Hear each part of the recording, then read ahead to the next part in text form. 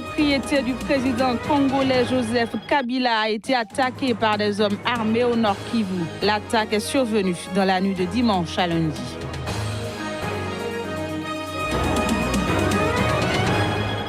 Mesures prises par les Émirats arabes unis contre des voyageuses tunisiennes. Le président tunisien échange à ce sujet avec son ministre des Affaires étrangères.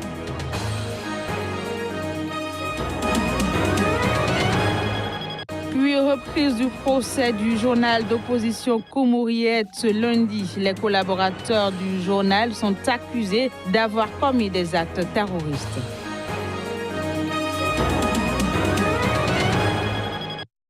Et voilà pour le sommaire, chers amis téléspectateurs, bienvenue. On démarre cette édition par une note de la République démocratique du Congo où une propriété appartenant au chef de l'État, Joseph Kabila, a été attaquée par des hommes armés dans la province du Nord Kivu. L'attaque est survenue dans la nuit de dimanche à lundi. Le récit des faits dans cet élément. Dans la nuit de dimanche à lundi, des hommes armés ont attaqué dans la province du Nord Kivu, dans l'est de la République démocratique du Congo, une propriété appartenant au président Joseph Kabila. La supériorité numérique a joué en faveur des assaillants, plus nombreux face à seulement 2 gardiens. Résultat, un policier a été tué, son corps brûlé et les 3 grands bâtiments érigés dans la propriété du président de la République ont été incendiés. Il faut dire que c'est la première fois qu'une propriété du chef de l'État est ainsi agressée. La présence supposée des militaires étrangers dans la propriété du président Joseph Kabila serait à l'origine de cette attaque, mais cela n'a pas été prouvé. Toutefois, dans une déclaration rendue publique ce lundi même, certains notables nandais, dont Julien Paluku Kaongia, le gouverneur du Nord Kivu, ont condamné avec fermeté ce qu'ils ont qualifié d'actes barbares.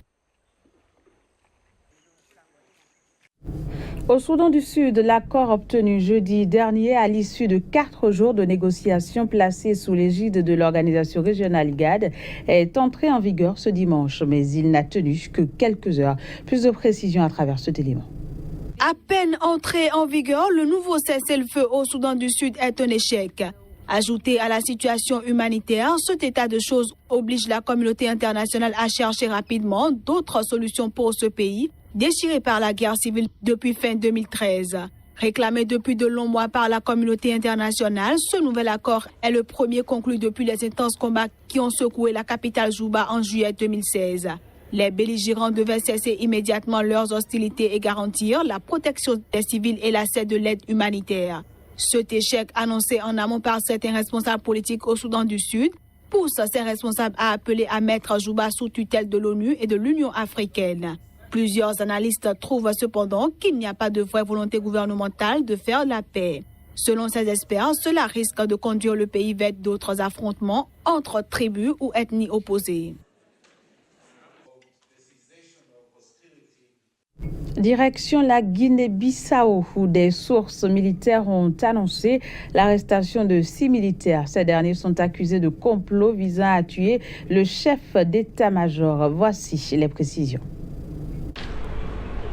La Ligue guinéenne des droits de l'homme a confirmé que les militaires ont été arrêtés les 14 et 15 décembre dernier. Le président du groupement a fait cette déclaration après leur avoir rendu visite samedi. Les soldats sont incarcérés dans une prison située dans une base aérienne. Accusés de complot d'assassinat sur le général Biagenan Tam, chef d'état-major de la Guinée-Bissau, les 6 hommes ont été déjà entendus et leur dossier remis au tribunal militaire. Selon plusieurs sources, la crise politique que traverse actuellement la Guinée-Bissau a des répercussions dans les casernes. Rappelons qu'en 2004, le chef d'état-major d'alors, le général Verissimo Correa Seabra, avait été assassiné par ces troupes. La Guinée-Bissau est entrée en turbulence depuis la destitution en août 2015 par le président José Mario Vaz de son premier ministre Domingos Pereira, leader du Parti africain pour l'indépendance de la Guinée et du Cap-Vert.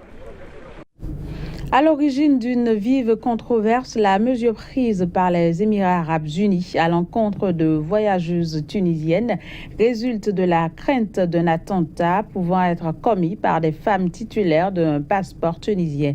C'est du moins ce qu'a affirmé ce lundi la présidence tunisienne. Reportage.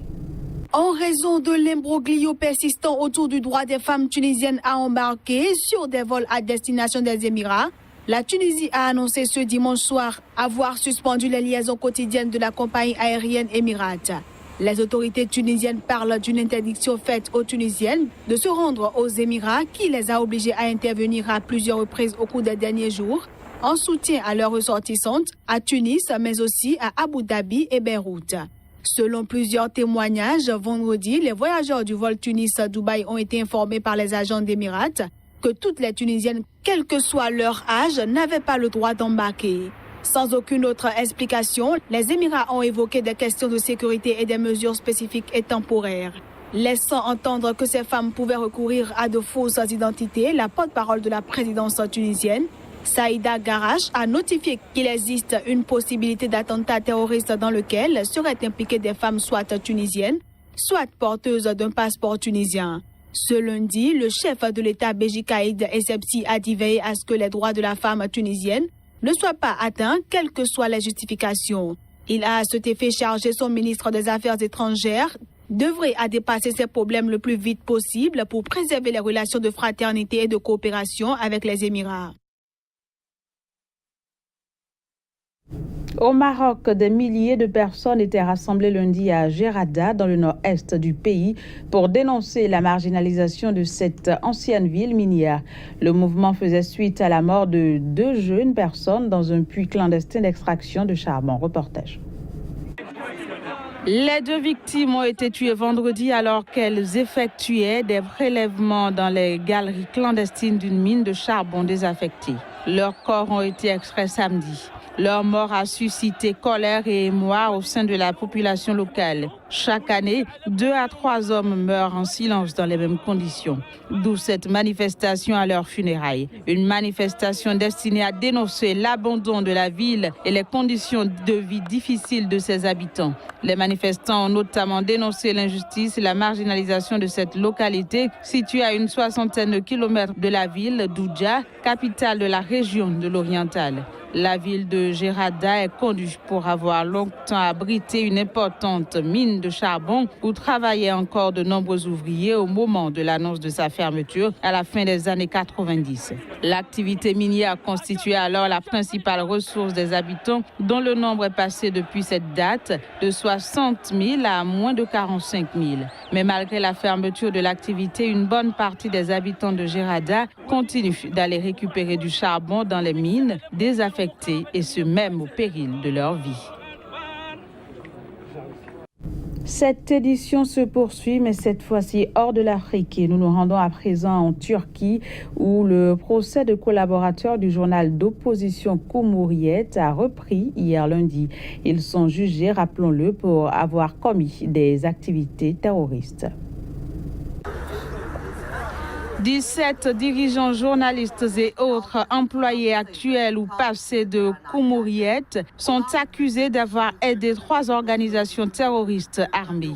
Ils risquent jusqu'à 43 ans de prison. Leur procès débuté lundi suscite la polémique à Istanbul. Devant le tribunal, des dizaines de manifestants revendiquaient la libération immédiate de leurs confrères.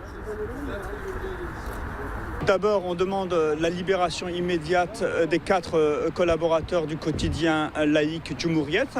Ensuite, nous demandons la mise en libération des dizaines de journalistes emprisonnés à l'heure actuelle dans les prisons en turc. Ça visait à liquider l'héritage médiatique laïque de ce pays et de démanteler le réseau de la société civile en Turquie. C'est la raison pour laquelle il est primordial d'assurer une forte solidarité autour de ce dossier. Cumhuriyet est réputé pour être un quotidien farouchement critique du président Recep Tayyip Erdogan. Les 17 collaborateurs du journal sont accusés d'avoir soutenu 3 groupes considérés comme terroristes par Ankara. 4 d'entre eux sont en détention préventive. Nous quittons la Turquie pour nous rendre au Brésil. Dans ce pays, le président Michel Temer a de nouveau appelé les membres du Congrès à voter son projet de réforme controversé concernant les retraites. C'était dimanche soir et ce lors de son allocution de Noël, une allocution retransmise sur les chaînes de radio et télévision nationale. Suivez plutôt le reportage pour les précisions. Le président brésilien défend mordicus son projet de rénovation. En référence à l'adoption mardi en Argentine d'une impopulaire réforme du système de retraite, Michel Temer a fait savoir qu'il ne s'agissait pas d'une question idéologique ou partisane. Le chef de l'État parle plutôt de l'avenir du pays afin de garantir que les retraités d'aujourd'hui et ceux de demain puissent recevoir leur pension. Mais la dite réforme est entre le marteau et l'enclume, car réclamée ardemment par les marchés, décriée par la population et mal aimée jusqu'au sein de la majorité. La réforme des retraites est considérée comme l'un des grands chantiers de Michel Temer depuis son arrivée au pouvoir il y a plus d'1 an. Elle est considérée comme cruciale pour garder les déficits sous contrôle. Elle prévoit 40 années minimum de cotisation pour une retraite à taux plein et le relèvement de l'âge minimum du départ à la retraite à 62 ans chez les femmes et 65 ans chez les hommes. Mais les parlementaires brésiliens sont réticents à adopter une réforme impopulaire à quelques mois de l'élection présidentielle d'octobre 2018. Mi-décembre, le Congrès a repoussé le vote à février prochain contre la volonté de Michel Temer. Ce dernier, âgé de 77 ans, a confirmé à plusieurs reprises qu'il ne se présenterait pas à l'élection présidentielle de l'année prochaine. Voilà, et c'est sur cette note du Brésil que prend fin cette édition que j'ai eu du plaisir à vous présenter, chers amis téléspectateurs. On se dit à très bientôt. D'ici là, prenez soin de vous. Au revoir.